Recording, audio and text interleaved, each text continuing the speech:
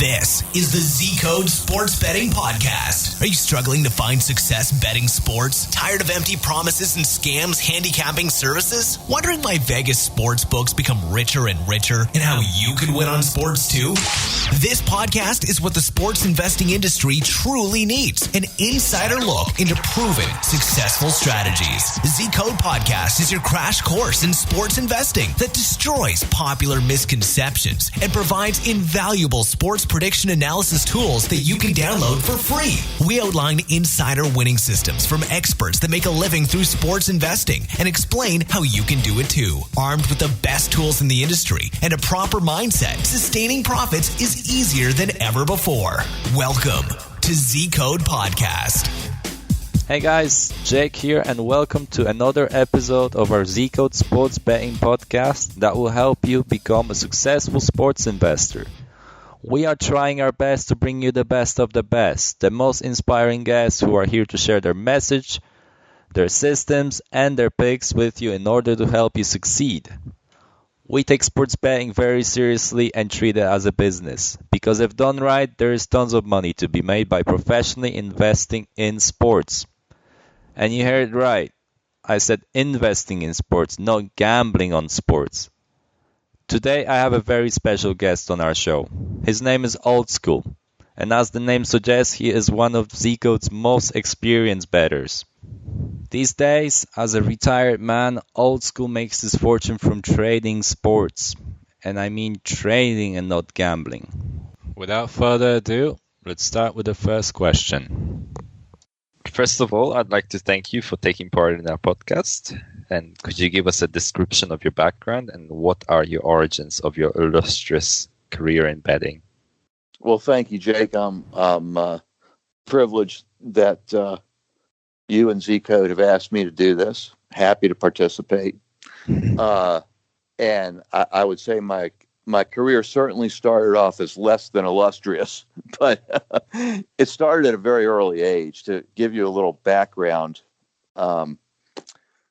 my brother was my hero. He was over 10 years older than me. My father had a heart condition, so my brother was the one that taught me how to throw a baseball with two fingers so I could pitch in the Little League and things of that nature. But he was also working to help support the family, so the time was limited, and I spent every minute I could with him. He taught me how to count using a deck of cards. So much to my mother's dismay, when we'd have company, and I was at that, I guess, cute age, where kids are learning alphabets and how to count, they would say, "Oh, can you count to 10? And my brother would get this grin on his face, and he'd go, "Sure, count to 10. And I would say, ace, deuce, tray, 4, 5, 6, instead of 1, 2, 3, because I learned how to count from the deck of cards. I also grew up, and my brother obviously, was always in action. He was a gambler, and I wanted to be like him. I also grew up in the TV generation of the 50s, and my favorite show by far was Maverick. He was a gambler, a poker player. He was honest. He didn't win every time. He wore cool clothes. The nice-looking women were all attracted to him. And even as a kid, I said to myself, that represents freedom to me. If I got good at that, I could go anywhere I wanted with a deck of cards and be able to make a living. So I knew one of the things I wanted to do was be a very good and hopefully even a professional poker player. I would shadow my brother, and he would take me to places that at early ages I had no business being, poker games with grown men. And I would sit in on hands, and he taught me how to play, and he taught me how to play the appropriate cards. And without realizing it, that was my first experience with having an edge or odds. But I didn't know it. I didn't calculate in my head that when I played in a poker game, I would enter a hand and be approximately about an 8-5 favorite. I just knew what cards to play from what position I was sitting at the table. And then afterwards, it was sort of reverse engineered, and someone would tell me, oh, mathematically, you played it correctly. So that's very similar to finding an edge in sports. And back to my Maverick reference, the first time I realized about the differential between gambling and really having an edge, which is investing, on one of the episodes, they asked Maverick to play in a game with all these other great poker players. And I thought, oh, this is going to be great. He's going to go in, he's going to beat them all, and it's going to be wonderful. And Maverick turned to the person and he said, if you want me to go play in a game where everybody has equal ability, then all I'm doing is gambling. So I really started thinking about that, and I said, okay, there's a difference between just gambling and knowing how to win at gambling.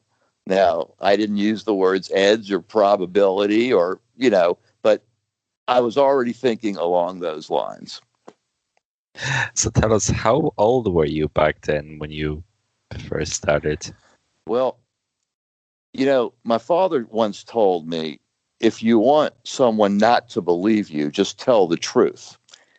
And I almost was worried about telling my truthful story until I saw a post from Xavier the other day that said he started trading at age 10. Because I started playing cards or pitching coins or whatever I could do for money at about age 12. And all through high school, I played poker every day after school with my friends. I was barred from a poker game because it was a nickel dime quarter game, which, was supposed to be a friendly game. And of course, I wanted to play for more. No one wanted to raise the stakes. But through reading books and through my brother, I learned that you could accelerate the pace of the game. So since I knew I was entering every hand as a favorite, if I was in a hand, it automatically got raised. If somebody bet a nickel and the bet came to me, I never called, always raised to a dime. And the pace got raised. And, this is the kind of game you'd bring $5, maybe $10 to. The average win or loss was in the $6 to $8 range. I won $27 at this poker game in high school. And, it was like winning $27,000. Word spread that, I was some kind of a professional. I was barred from the poker games for a while. So that was, that was the start of that. And, I saw my brother betting on sports, so I wanted to bet on sports, and he would give me, he would ask me who I would like or tell me what team he'd have and, give me a little bit of the action, even though he usually didn't make me pay off. But then he really set me up with my first official bookmaker, who I'm sure had instructions not to let me get into too much trouble, but I could bet, very small amounts of money, like, the $25 or even less. And I remember the first official bet that I made. My favorite football player growing up was Johnny Unitas. He was my sports hero. And I laid the 17 points because the American Football League was a joke at the time, in the game where Joe Namath upset the Baltimore Colts and won the game outright. And again, it shows how bookmakers set lines today. My thinking, I didn't care how many points. I just knew the Colts were going to kill them. I didn't think about the point spread or anything else. Whatever it is, I was going to lay it. The Colts would cover it. Never crossed my mind that they could possibly lose the game. And that was a jolt of reality because I had to scramble around to pay that bet off. Oh, that's a fascinating story. Thank you so much for telling us that. I just want to go back to the whole poker ideology because obviously your brother got you into it. Could you tell us more about how you became a professional in your 20s and Obviously, Yes. how did you transition the skills that you had from obviously playing poker to obviously finding a edge in your sports investing?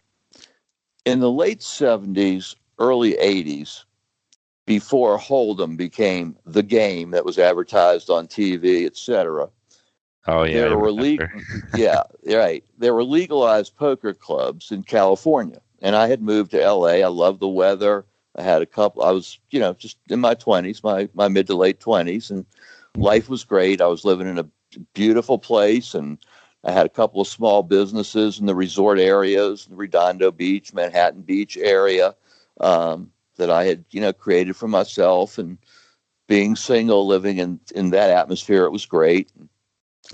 But I had always heard that even more so than Las Vegas at the time, if you could play in the card clubs at Gardena and win, you could play anywhere in the world.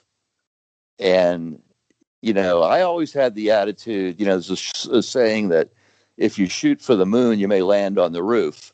My attitude was always shoot for the stars and you may land on the moon. I thought nothing was out of my reach. So I really wanted to try this out. And I had a girlfriend at the time, and, she was a waitress or whatever. And I said, I want to take, like $100 for our money, and I want to go up there and try it out. And now all the games were 5-card games, 5-card draw, high, low ball. So I put my name on the board, and I was going to play the first game they called me for. I signed up for the one $2 game, the two $4 game, and they called me for the 2-4 low ball game. And I played in the game. I'd never played low ball, but apparently I have what they call natural card sense. I know what cards to play from what position. I don't calculate the math beforehand. I just, through the experience of playing with older and more experienced people and just having a feel for it, I knew what hands to play from what positions where I'd have an advantage. And like I said, afterwards, people that took me under their wing said, yeah, mathematically, that was the correct play. So I won in this small game $100.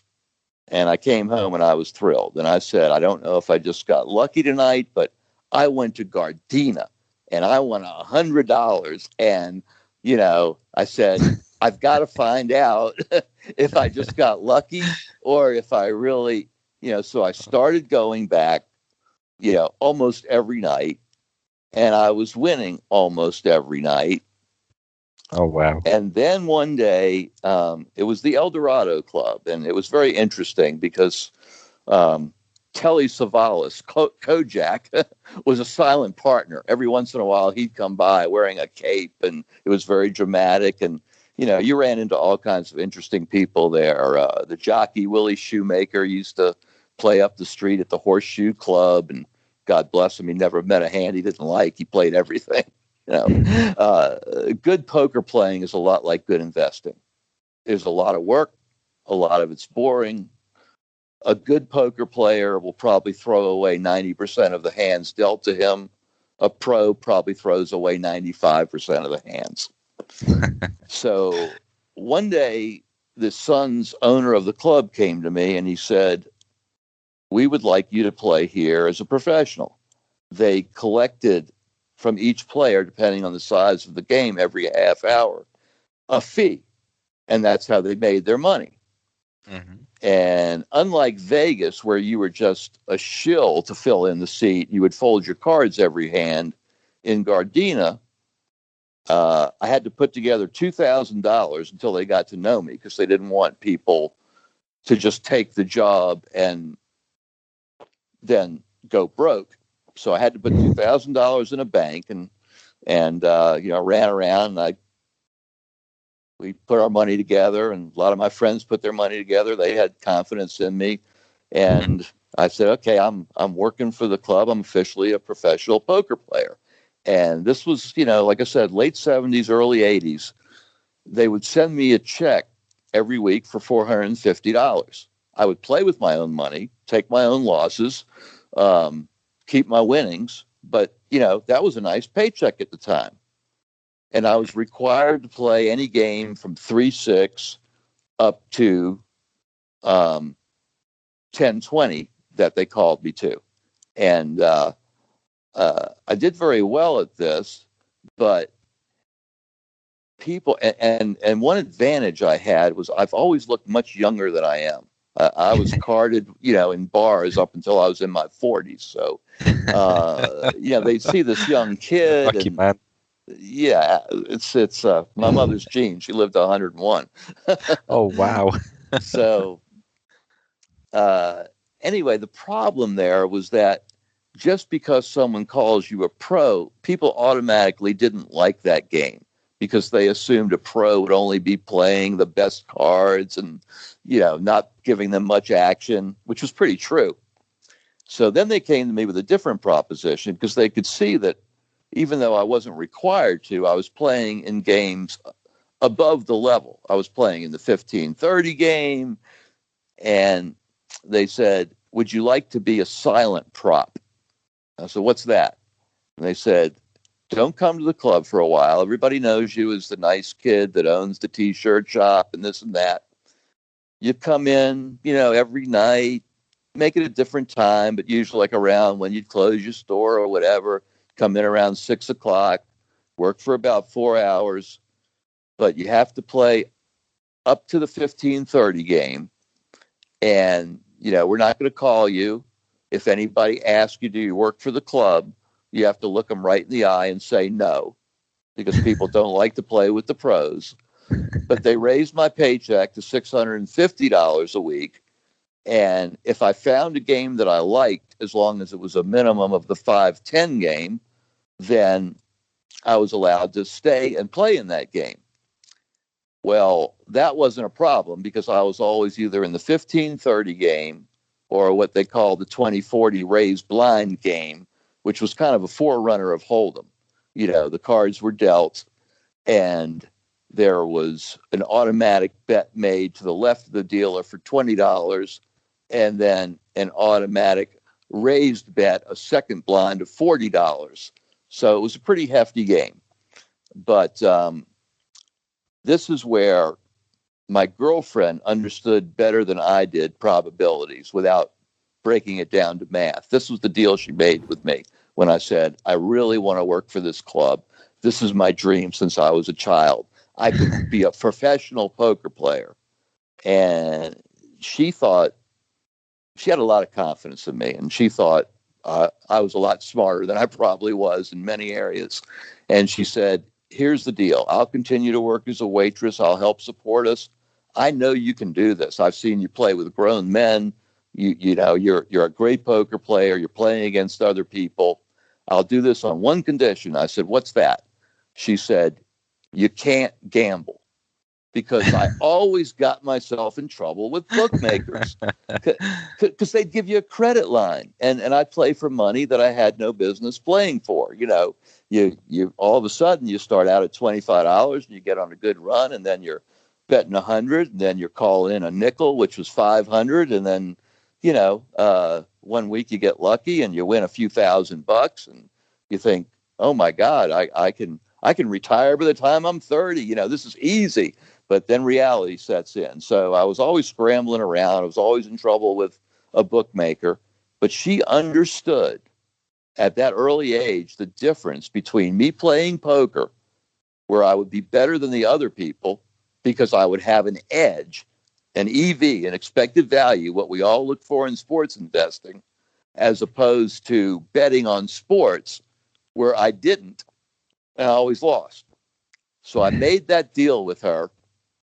And for a year and a half, I played poker, and between the check and my winnings, and I kept track of everything. I've always been honest with myself. A lot of people, when they go to the tables or they bet with their bookmaker, if you say, "How did you do?" and they won, they're going, "Oh, I had a great day. I won 2,000. And if they lost, "How did you do?"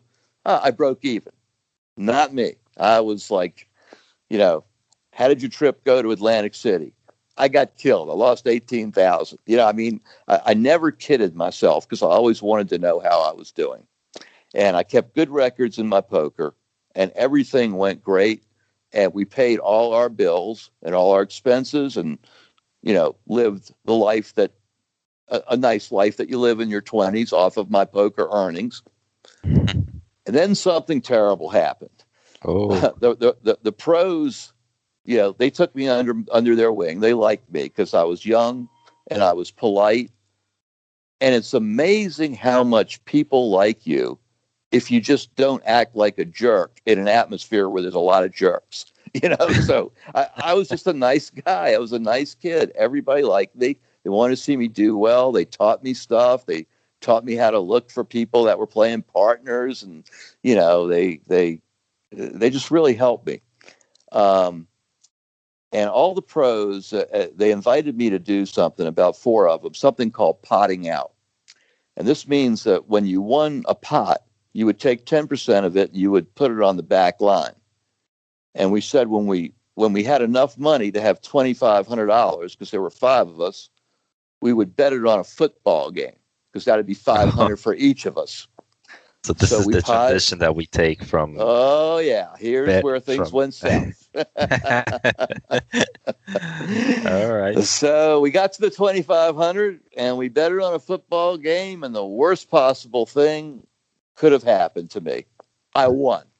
If I would have lost, it just would have been the next day. But I won. And in winning, of course, we all took the money and we put it on the next game, and we won. And then we said, okay, it's time to chop it up. So we chopped it up, but this gave me an avenue to a bookmaker, a big bookmaker. When I asked him what the limits were, he said, whatever you can pay off. Just shoot it at us. And I did. And before you could blink your eyes, I was 30 grand into the bookmaker.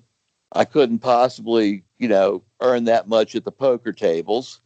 And that was kind of the end of my professional poker career and the beginning of me trying to win it all back in sports. And as I said, very honestly, there's nothing, to me, there's nothing to be ashamed of. Didn't hurt anybody but myself.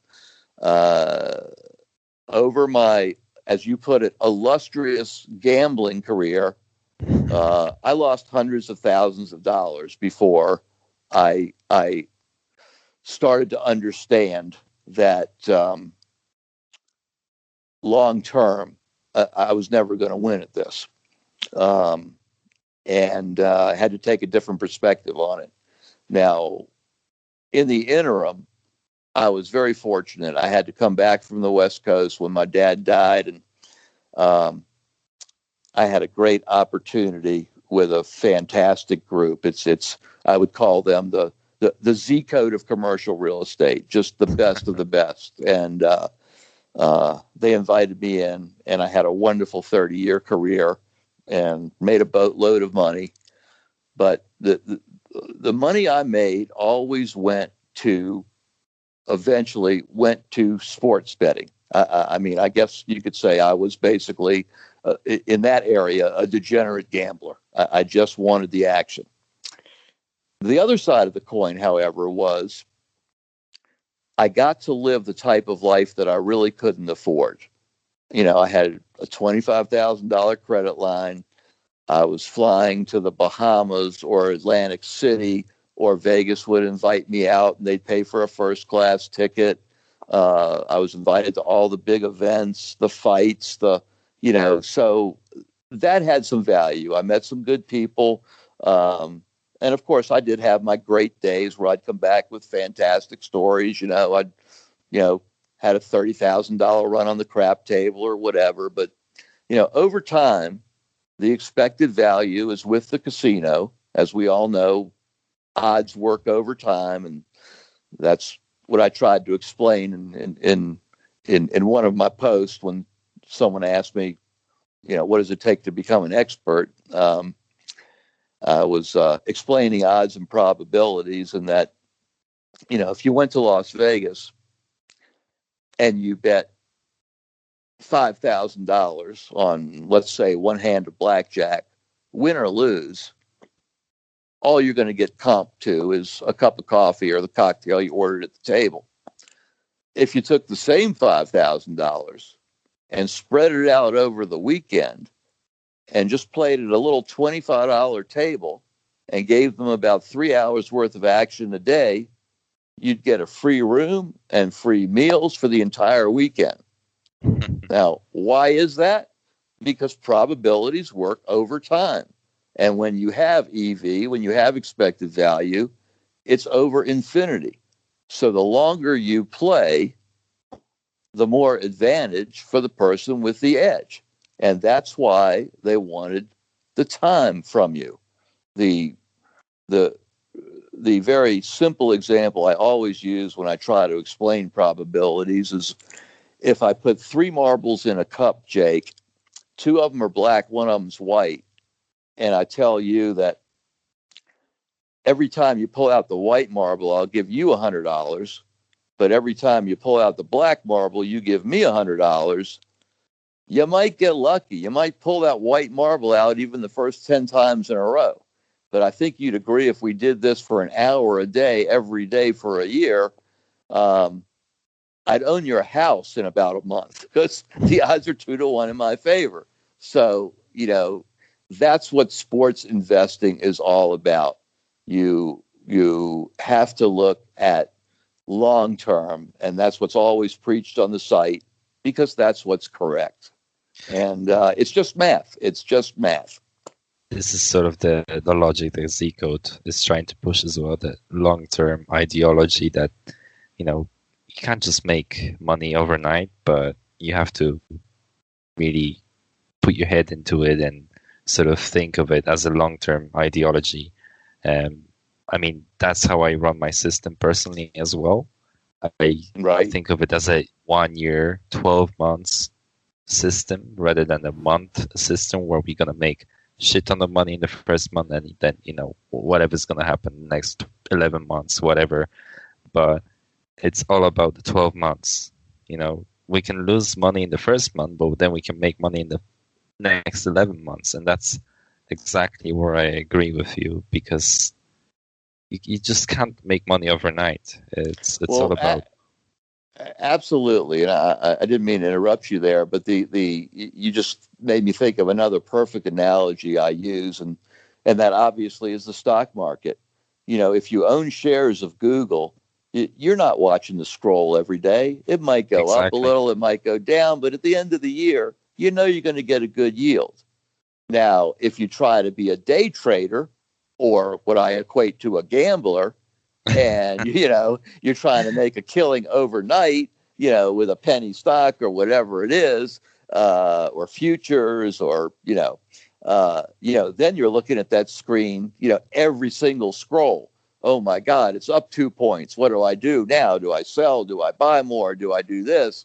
And that's how I always think of it in my head. I want to be the long-term investor and know that at the end of the year, I can look back and say, my returns were much better than the stock market. And what gave me this whole idea of sports investing and how I discovered Zcode was a speech I heard Mark Cuban, the owner of the Dallas Mavericks, make. And he said he was actually thinking about opening a sports investment hedge fund.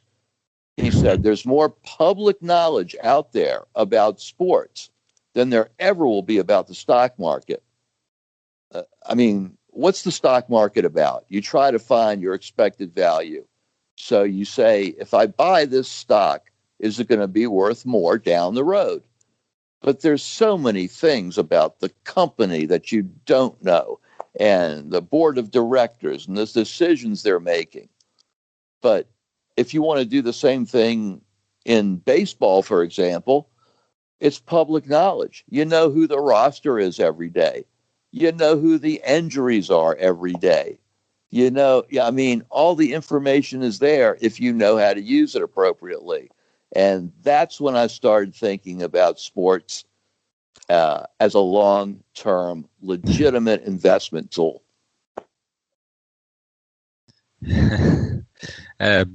Well, speaking of Mark Cuban, actually, he ended up getting his own bookmaker in the end. Is that right? He went in a completely different direction, actually, and he's investing in the future, to be honest. He runs a website called Unicorn, I believe it's called. Okay. And they are responsible for the first esports bookmaker in the world. So we could say that Mark Cuban actually knows. Well, he's actually 2 steps ahead. We could say that. So he usually is. Well, turns out he's right. Yeah. Speaking of bookmakers, actually, I mean, you live in Las Vegas, and as we all know, betting in the U.S. is not exactly allowed in most states. Right.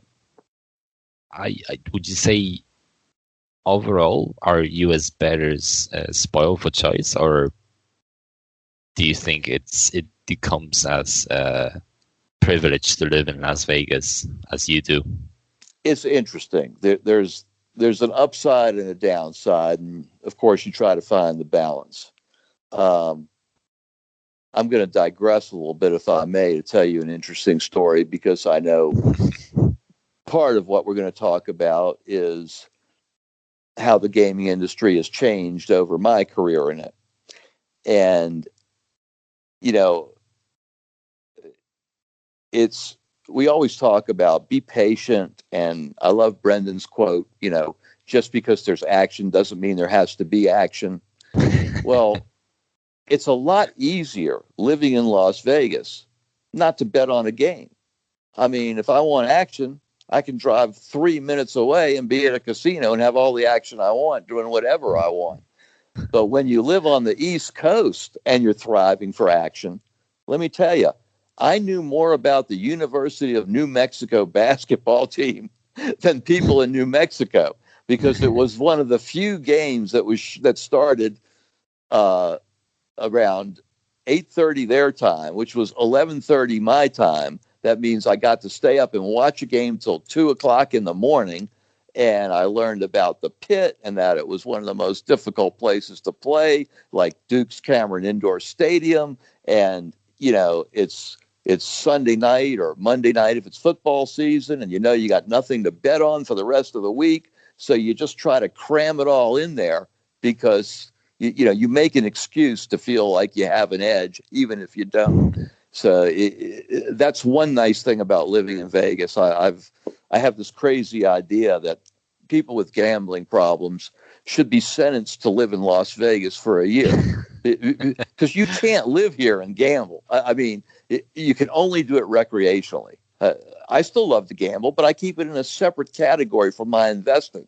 It's in the same category as my scotch and my wine and my nice dinners. If I happen to win, fine, but if I lose, it's in the entertainment section, not in an income stream that I'm counting on. When I first started with the offshore books, they were not computerized as far as taking your bets. You call them in like you do with your local bookmaker. They had a little bridge system where I had 10,000 parked so I could move it to different books. I had accounts at Horizon. Heritage was the big boy at the time. Pinnacle, of course. And, they would give you bonuses. And because I was playing just, 1,000 to 3,000 a game, I had 7 games in action every day, 10 on the weekend. I didn't care about having to roll it over because I'd roll it over in 2 or 3 days. So if I had a bunch of money in one account, I would move it through this bridge system to another account and get a couple $1,000s worth of bonuses for the reload when I qualified. And, they would do certain things for good players. If I called in a football game and I said, I need this game at 5.5, and the game had moved to 6.5, they would look. And if they saw the game was 5.5 anytime within the past 20 minutes, they'd let me have it. It was a nice courtesy. When they put in the computers and tried to incentivize me to bet by a computer, as we all know, we laugh about my lack of technical skills. I was very spoiled because my skill set was in the area of income producing. So, those are the guys that get the privileges. And when they put computers in my company, instead of me having to learn about it, I had an IT staff and they did all that stuff for me. So, when I had to do it myself, I didn't know anything about it. That window had already passed. They wanted me doing what I did best, which was go make deals. I always equate it to the quarterback and the offensive lineman. It's not fair, but the quarterback gets paid the most money because his skill set brings money to the stadium. You go to the stadium to see Drew Brees break a record, to see Aaron Rodgers.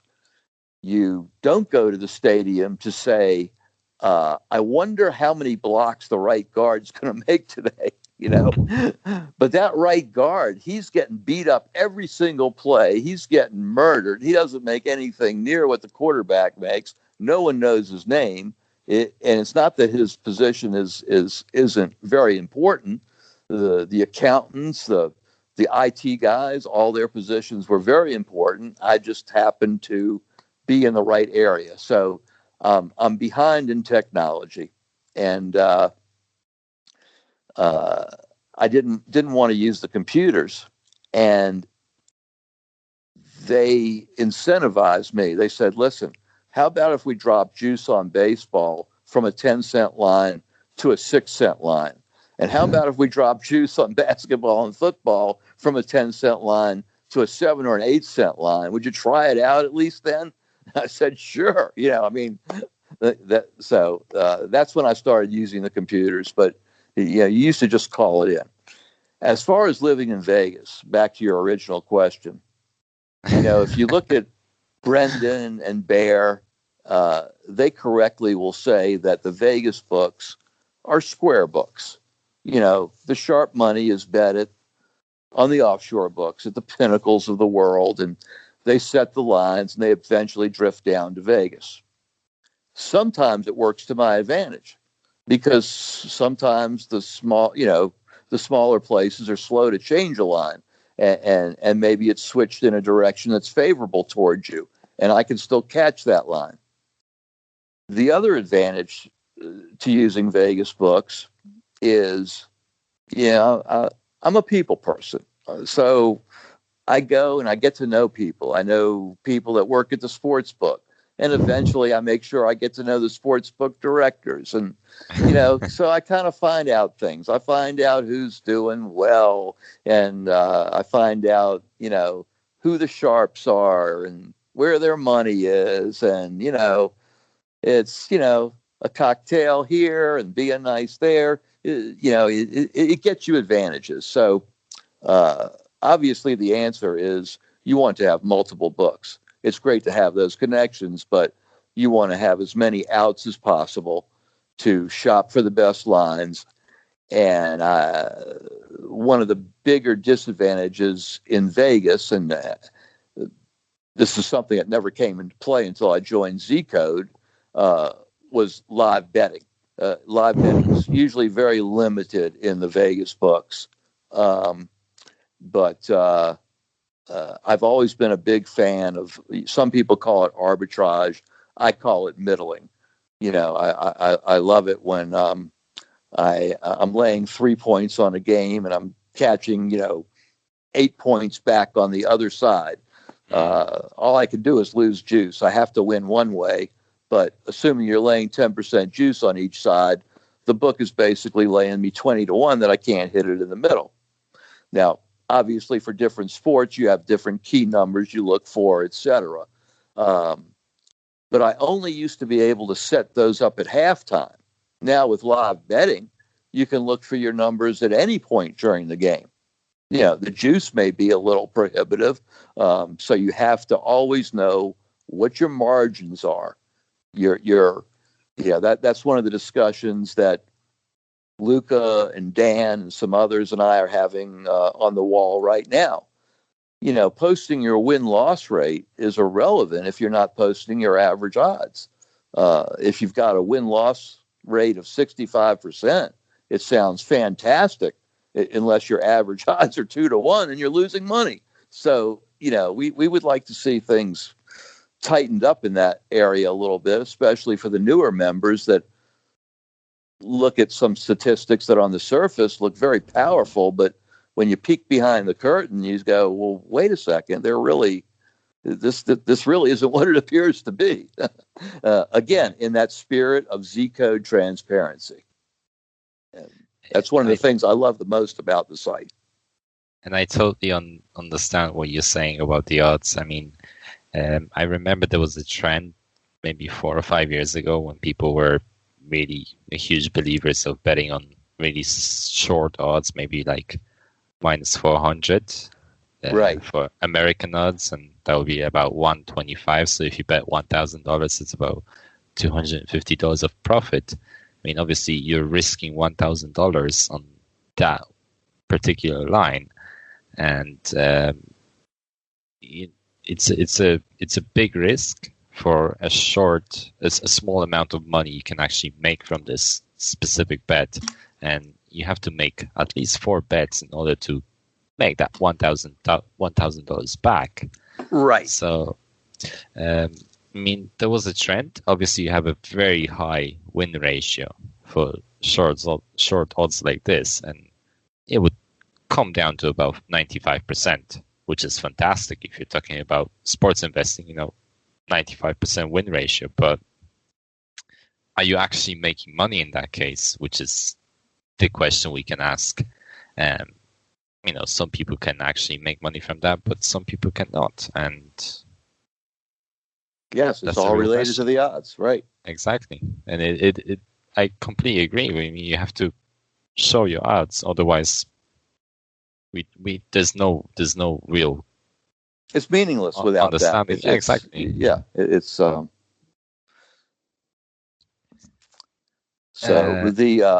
again, what the two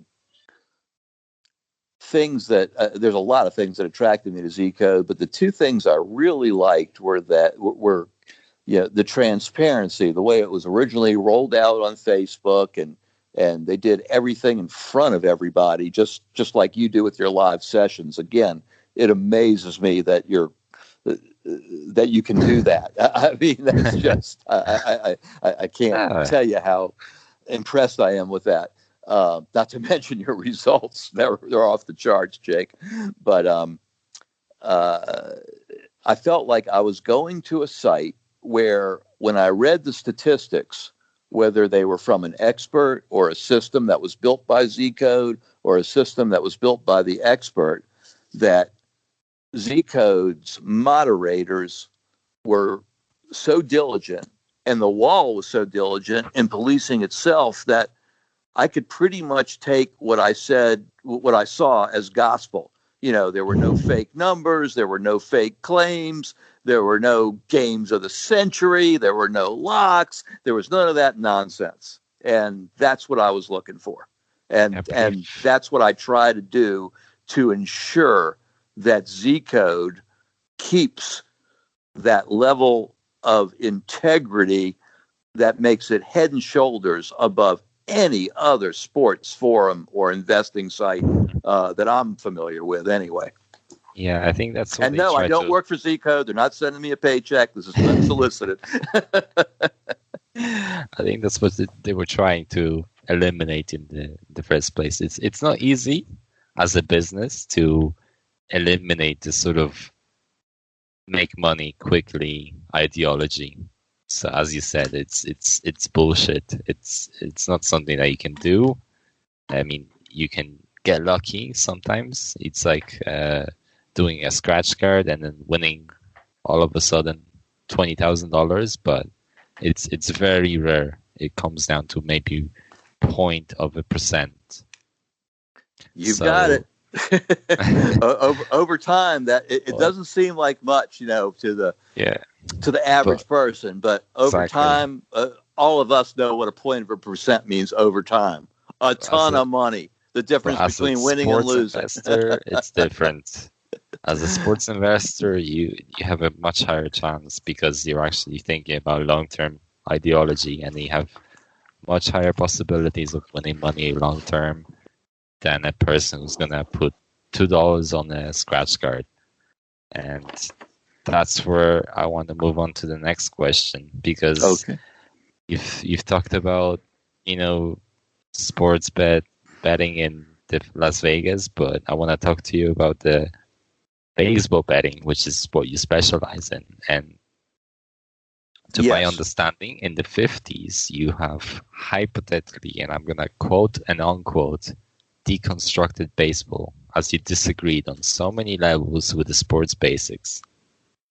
Since that time, you've successfully made profit in every single year since you started betting. So please tell us, how did you do that? And how did you arrive in the successful stage of your life, career betting?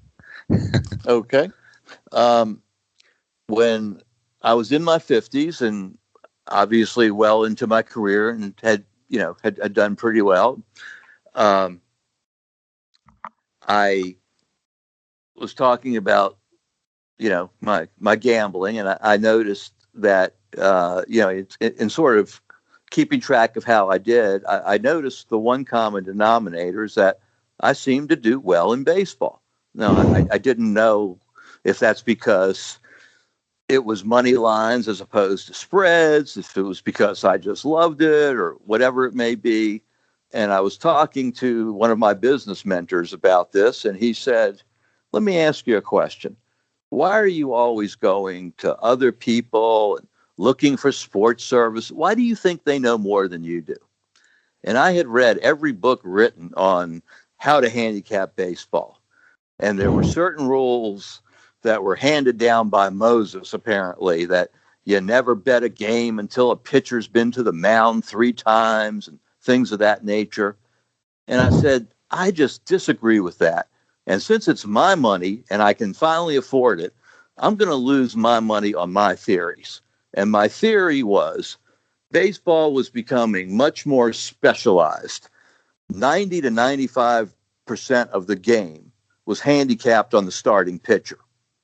So at the beginning of the season, I felt there was tremendous value being left on the table because of this silly, what I thought was a silly and incorrect premise that, you had to wait for everybody to get their feet wet before you jumped in. Let's say you had a guy like Randy Johnson, the big unit, who could throw the ball 100 miles an hour. He's going to start the first game of the year. So he's a 2-1 favorite over whoever they're playing against. Well, I also knew that owners, it's billionaires paying millionaires, right? Owners aren't going to make this investment in a $120 million contract to have this guy blow his arm out, number one. Number two, being a fastball pitcher, he doesn't even start pitching well till the weather gets warm. So one of 3 things is going to happen. A, he's going to go out there and he's not going to pitch well because the weather's not warm yet and he's not ready. B, he's going to go out there and he is going to pitch well, but the owner's not going to risk blowing that investment out on the first game of the year, so he's going to be on a pitch count. At the best, he's coming out after the 5th inning. So I said, okay, I need to learn about middle relievers. I started studying guys you always knew about the sexy closer, but middle relievers, guys that came in the 5th and 6th inning, the setup men, who had ever heard of these guys? So I started reading about them and finding out what their stats were and how they did. And I handicapped the game from that perspective because I figured the first 5 innings were about a push. So if they're laying me 2-1 and I'm betting on the other team and they're equal and their middle relievers are as good or maybe even better, then that's a boatload of value because my philosophy in baseball, again, back to your discussion about laying big odds, was always small favorites and underdogs. That was my, I very rarely laid over 135 in a baseball game, and I love the underdogs. I feel that baseball, unlike other sports, is the easiest sport to beat over the course of the season, but the hardest sport to predict a winner on any given day.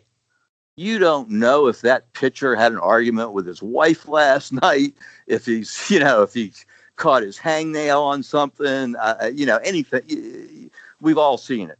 So I started betting on what I perceived as these big value situations at the beginning of the season. And I'll go ahead and say something at the risk of knowing that only my nephew was monitoring me over my shoulder to make sure that I was doing everything correctly. I'm not talking about a yield or anything else. I'm just talking about games won. And I bet a ton of games. At the All-Star break, the first year I tried this, Jake, and again, I wouldn't believe it if I heard someone else say it, I had a win rate of 72% on the games that I had played. Wow. I said to my nephew, look, I know part of this is luck, and part of it's a mathematical anomaly, and I'm up a ton of money. Maybe I shouldn't even play the second half of the season. And he said to me, Uncle, of course you're not going to hit 72% for the rest of the season. So if you're in it for your ego and you want to say you had a season at 70%, quit now. But if you hit the rest of the season at 57%, you're still going to make a ton of money. I said, oh, yeah, okay. No wonder you're my nephew. Thank you. So, that was that story. And it's also a story of believing in yourself and not necessarily putting false credibility in someone else just because they've chosen to write a book, etc. All these scam decapper services that we've talked about and probably all of us have messed with that give out the games of the year and what I try to explain to people is they're very good at what they do. But what they do has nothing to do with handicapping. They're in the business of merchandising and selling. They're salesmen and they're merchandisers. And that's a big differential. So, Bear, everybody on the wall has been great to me. Bear, for some reason, has been like almost a personal mentor to me. And he's really taught me, you read these things on these sites, they give out free games and you see all these statistics. And I've known for a long time that the trend is generally not your friend. But, Bear's taught me how to get more and more into advanced metrics, which trends really matter. I've known for a long time, for example, that a pitcher's win-loss record is pretty much meaningless. I mean, he might be pitching a 1 or a 2 run game every time. If he's not getting run support, it doesn't mean he's not a great pitcher. The earned run average, which has been the gospel, that's pretty much irrelevant also. I look for the whip, the walks, hits for innings pitched. You listen to any veteran pitcher, he'll tell you the value of having that first pitch strike and what it does to the whole count and his rotation and the amount of pitches he can use.